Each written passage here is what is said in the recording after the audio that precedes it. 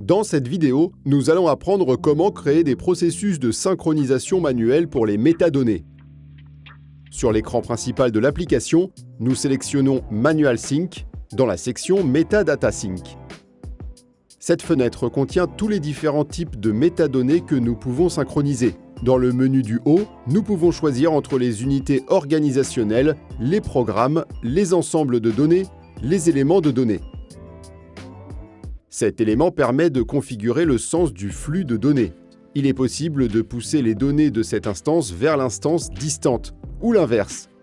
Recevoir des données de cette instance provenant de l'instance distante, ce qui nécessite une configuration supplémentaire. Cependant, pour ce tutoriel, nous sommes en mode push. L'instance locale est l'origine et l'instance distante est la destination. Sélectionnez maintenant les métadonnées que nous voulons synchroniser et cliquez sur l'icône de synchronisation ici. La fenêtre de synchronisation des métadonnées apparaît. Il s'agit d'un processus guidé en 3 étapes. Sélectionnez les dépendances, sélection d'instances et le résumé final. Examinons ce premier écran qui concerne les dépendances de vos métadonnées.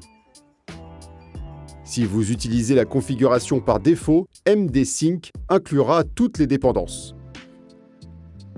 Mais si vous sélectionnez la configuration manuelle, il affiche cette liste avec toutes les dépendances pour ces métadonnées. Les propriétés que vous souhaitez synchroniser apparaissent sur le côté droit et les propriétés que vous excluez sont sur le côté gauche. Cliquez à nouveau sur « Utiliser les dépendances par défaut » et passez à l'étape suivante. Nous allons ici sélectionner l'instance ou les instances vers lesquelles pousser les données. Pour que les instances apparaissent dans cette liste, elles doivent être créées avant de lancer le processus. Dans ce cas, nous n'envoyons des données qu'à une seule instance, qui se trouve ici dans le panneau de droite. Dans cette section ci-dessous, nous avons quelques options avancées. Vous pouvez les lire dans la documentation textuelle. Nous les laisserons dans l'état par défaut et passerons à l'écran final.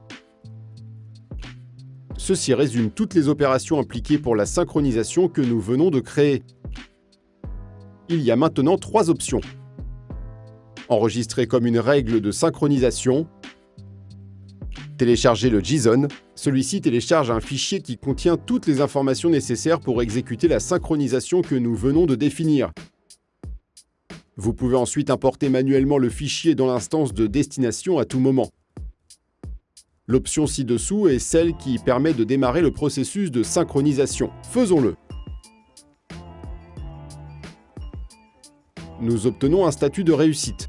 Cela s'est bien passé, il y a aussi un résumé, et si nous le voulons, nous pouvons jeter un coup d'œil à la réponse JSON du serveur.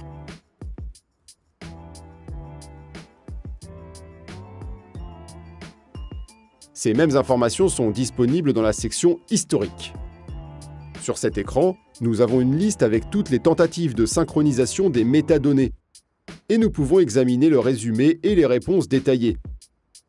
L'historique est particulièrement utile lors de synchronisations complexes où il peut être facile de perdre la trace de ce qui est fait et de ce qui manque. Vous pouvez en savoir plus sur Metadata Sync dans la documentation web et dans les autres vidéos de formation rapide.